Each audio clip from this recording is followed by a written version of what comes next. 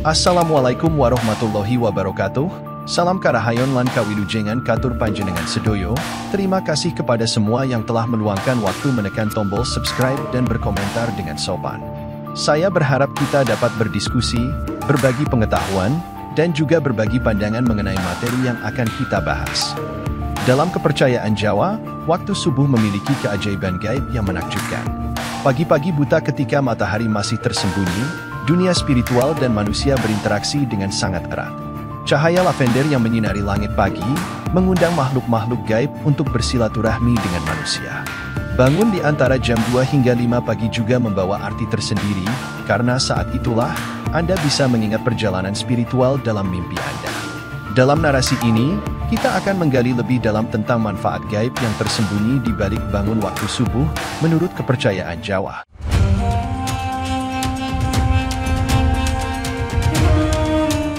1. Terbukanya pintu rezeki. Pada waktu subuh, menurut kepercayaan Jawa, terbuka sebuah pintu rahasia yang menghubungkan dunia manusia dengan alam gaib. Ketika langit masih gelap, matahari mulai mengintip dari balik persembunyiannya. Cahaya lavender yang lembut dari matahari pagi pun mulai memancar, membawa serta energi positif yang dianggap sangat kuat. Ini adalah kontras dari cahaya kemerah-merahan di waktu sore, yang dianggap membawa energi negatif. Cahaya lavender yang khas ini menjadi tanda bahwa pada saat inilah banyak makhluk gaib yang bersifat baik, yang dalam Islam dikenal sebagai malaikat, tengah bertebaran di sekitar manusia. Dipercaya bahwa mereka turun untuk membagikan rezeki dan membawa berkah. Ada keyakinan bahwa kokok ayam pada waktu subuh juga memiliki makna yang dalam. Kokok ayam di pagi hari dianggap sebagai tanda bahwa ayam tersebut melihat kehadiran malaikat, dan oleh karena itu, mereka segera berkokok menyambutnya. Bahkan penelitian terbaru mendukung keyakinan ini, menunjukkan bahwa sistem penglihatan ayam memungkinkan mereka mendeteksi sinar ultraviolet yang tidak terlihat oleh mata manusia. Hal ini menambah keyakinan bahwa ada sesuatu yang istimewa terjadi pada waktu subuh yang membuat makhluk-makhluk gaib dan malaikat lebih dekat dengan dunia manusia. Dalam pandangan ini, subuh bukan hanya waktu untuk bangun tidur, tetapi juga saat ketika pintu rezeki terbuka dan energi positif mengalir begitu deras. 2. Penyegaran ruh. Pada jam-jam antara tengah malam dan subuh, kepercayaan Jawa mengajarkan bahwa manusia dapat mengalami perjalanan spiritual yang mendalam. Bangun di saat-saat tersebut seringkali dianggap sebagai tanda bahwa seseorang baru saja kembali dari perjalanan spiritualnya yang terjadi dalam mimpi. Ini adalah waktu yang dianggap istimewa, karena diyakini bahwa mimpi-mimpi yang terjadi di tengah malam hingga subuh adalah petunjuk dari alam semesta. Dalam pandangan kepercayaan Jawa, mimpi bukanlah sekadar produk dari pikiran bawah sadar, melainkan merupakan sarana komunikasi antara manusia dan dunia spiritual. Saat seseorang terbangun di jam-jam ini, dan mampu mengingat semua peristiwa dalam mimpi mereka, hal ini dianggap sebagai tanda bahwa mereka telah melakukan perjalanan spiritual ke dalam alam bawah sadar mereka sendiri. Mimpi-mimpi yang dikategorikan sebagai perjalanan spiritual ini seringkali membawa makna dan pesan yang mendalam, yang dapat diinterpretasikan sebagai petunjuk, pesan, atau bahkan peringatan dari alam semesta. Selain itu, dalam kepercayaan Jawa, dipercayai bahwa individu memiliki entitas spiritual yang mendampingi mereka, seperti Hodam. Hodam adalah makhluk halus atau entitas gaib, yang dianggap sebagai penjaga atau pelindung individu. Hodam ini dapat terlibat dalam perjalanan spiritual individu, membantu mereka mencapai pemahaman yang lebih dalam tentang diri mereka sendiri, dan hubungan mereka dengan alam semesta. Namun, ada juga sisi yang lebih gelap dalam keyakinan ini.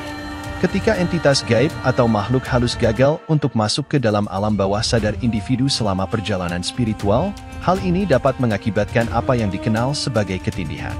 Ketindihan adalah pengalaman yang menakutkan, di mana tubuh individu menjadi kaku dan tidak dapat bergerak. Ini terjadi karena pada saat itu, tubuh individu mengeluarkan semacam aura pelindung yang menghambat entitas gaib dari masuk ke dalam alam bawah sadar. Meskipun menakutkan, tindihan juga dapat dianggap sebagai bukti bahwa tubuh individu memiliki kekuatan spiritual yang kuat dan mampu melindungi diri mereka sendiri dari gangguan gaib. 3. Meningkatnya derajat. Waktu subuh, khususnya antara jam 2 hingga 5 pagi, memiliki makna mendalam dalam meningkatkan derajat spiritual menurut kepercayaan Jawa. Bangun sendiri di jam-jam tersebut seringkali dianggap sebagai pertanda bahwa seseorang akan segera menerima solusi dari alam semesta terkait dengan permasalahan yang mereka hadapi dalam hidup. Kepercayaan ini menganggap doa sebagai salah satu kunci utama dalam proses peningkatan derajat spiritual. Doa yang sering dipanjatkan kepada Yang Maha Kuasa pada jam-jam tersebut dianggap sebagai bentuk energi positif yang dilepaskan ke alam semesta.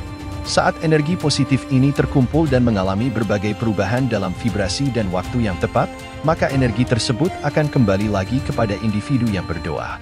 Proses ini dapat diibaratkan sebagai gelombang energi positif yang masuk kembali ke inti spiritual individu. Ketika gelombang energi positif ini mencapai inti spiritual individu, seringkali disertai dengan bisikan nurani yang mendalam. Ini adalah saat di mana individu mungkin merasa mendapatkan pandangan atau pemahaman yang lebih dalam mengenai permasalahan hidup mereka. Bisikan nurani ini dapat dianggap sebagai panduan atau petunjuk dari alam semesta yang memberikan jalan keluar atau solusi dari berbagai permasalahan yang sedang dihadapi.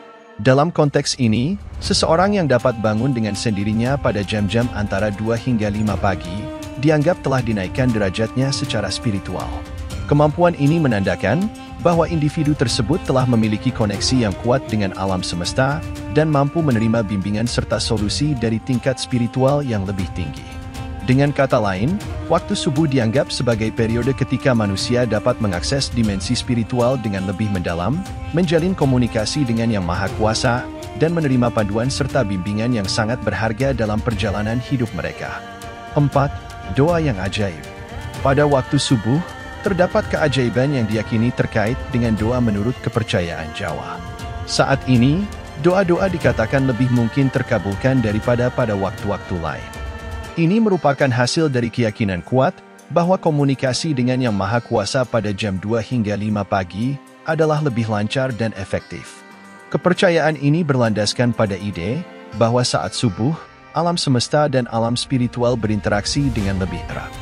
Sebagai hasilnya, doa yang dipanjatkan pada saat ini dianggap memiliki sinyal yang lebih kuat dan jernih, sehingga lebih mudah diterima oleh Yang Maha Kuasa. Dalam pandangan ini, doa merupakan bentuk energi positif yang dilepaskan ke alam semesta, dan pada jam-jam tersebut, energi positif tersebut memiliki kemampuan untuk menyatu dengan energi alam semesta dengan lebih mulus. Komunikasi dengan Maha Kuasa pada waktu subuh juga dianggap memiliki kekuatan yang lebih besar.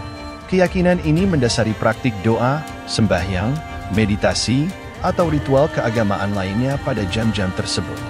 Ketika seseorang menghubungkan diri dengan Yang Maha Kuasa pada waktu subuh, diyakini bahwa pesan-pesan mereka akan sampai dengan lebih mudah dan dengan lebih jelas, tanpa banyak gangguan atau hambatan seperti yang mungkin terjadi pada siang hari.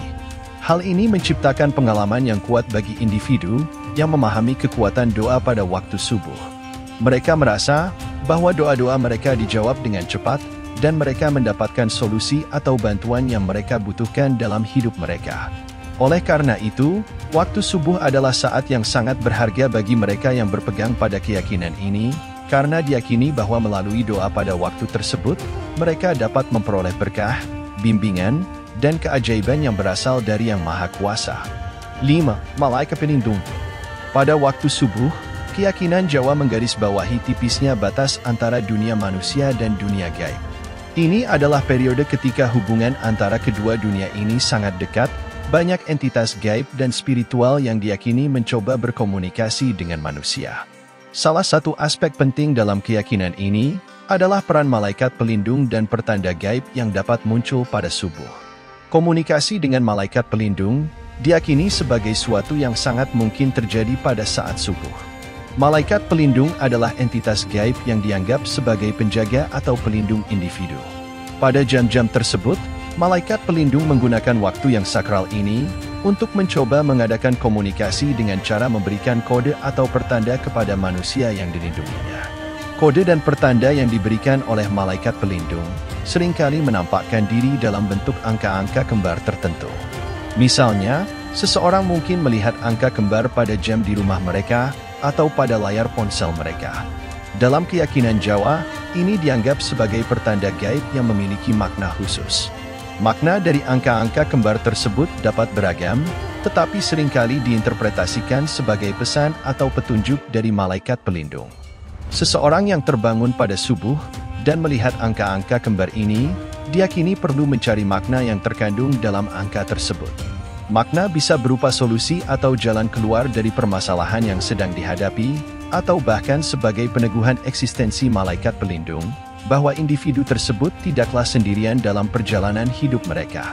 Pengamatan angka-angka kembar pada subuh dapat dianggap sebagai sebuah pengalaman spiritual yang mendalam, dan mereka yang memahami makna di balik angka-angka tersebut merasa bahwa mereka memiliki hubungan khusus dengan dunia gaib dan malaikat pelindung mereka. Dengan demikian, subuh bukan hanya merupakan waktu untuk berkomunikasi dengan Yang Maha Kuasa, tetapi juga untuk berinteraksi dengan entitas gaib, malaikat pelindung, dan menerima pesan gaib yang dapat membawa pengaruh besar dalam kehidupan sehari-hari. Sebagai penutup, saya ingin menyampaikan matur sembah nuwun atas perhatian dan partisipasinya. Jika ada kesalahan kulo nyuwun agunging samudro pangaksami. Semoga apa yang kita diskusikan hari ini dapat memberikan manfaat bagi kita semua. Wassalamualaikum warahmatullahi wabarakatuh.